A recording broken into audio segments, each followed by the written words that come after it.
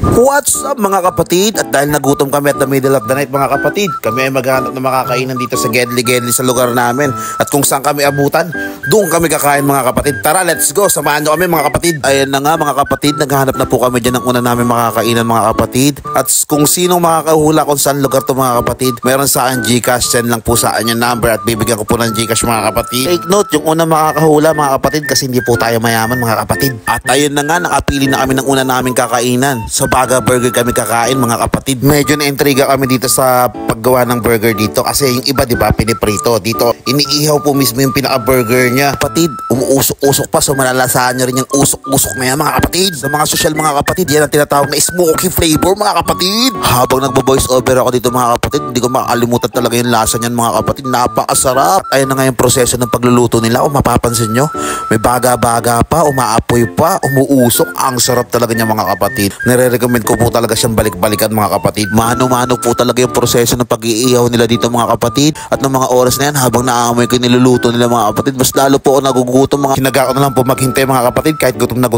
ako mga kapatid. At ayun na nga po, makikita nyo talagang umaapoy at umuusok mga kapatid. Bali ang in-order po pala namin mga kapatid ay burger with beef tapos cheese. Tapos buy one take one nga po pala yan mga kapatid for only 91 pesos po mga kapatid. Ayan na nga, malapit na matapos at talagang takam na ako ng mga oras na to mga kapatid. Finishing touch na lang po ang gagawin dito mga kapatid. At sa wakas, matitikman na rin po namin ang burger bag. At ayan na nga, first bite ni Dustin.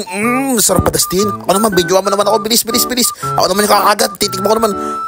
Sarap talaga, grabe, solid, good shit mga kapatid. At habang kumakain kami dyan mga kapatid, nag-uusap na kami ni Dustin kung saan kami susunod kakain. Kasi hindi pa kami busog mga kapatid. Gusto namin mag food trip talaga ngayong gabi mga kapatid dahil galing po ako sa biyahe mga kapatid at nagugutom po talaga ako mga kapatid. So tamang tripping kami sa makakainan ngayong gabi. First food trip done. Let's go to the second food trip mga kapatid.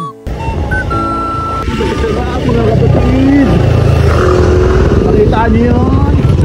Kamote yun mga kapatid. Na nga mga kapatid, sa lugar na to parang Pasko pa rin mga kapatid. Ang liwa-liwanag pa rin at may mga pailaw pa rin dito sa lugar na to mga kapatid. Sa kaya banda to mga kapatid? Comment down below kung alam nyo kung saan banda to mga kapatid. Kabayan, Pares. Tayo sa parisan ni Kuya Kabayan.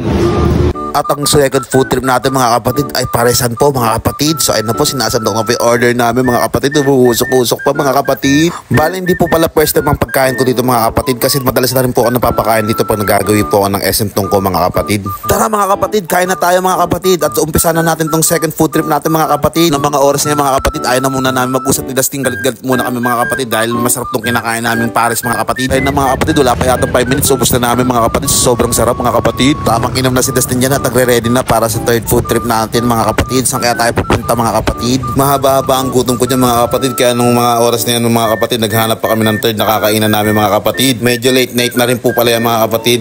Turning 12 o'clock na po yata yan ng madaling araw mga kapatid. So ayun po mga kapatid. Pag nakita niyo po tong lugar na to mga kapatid, magkaaroon po kayo ng clue kung nasaan po kami mga kapatid. Ayun na nga mga kapatid, tamang order na si Dustin dyan kasi hindi pa talaga po kami busog dahil po mahaba-haba po yung gutom ko sa biyahe kanina po. Nagbiyahe po kasi ako sa Angkas mga kapatid.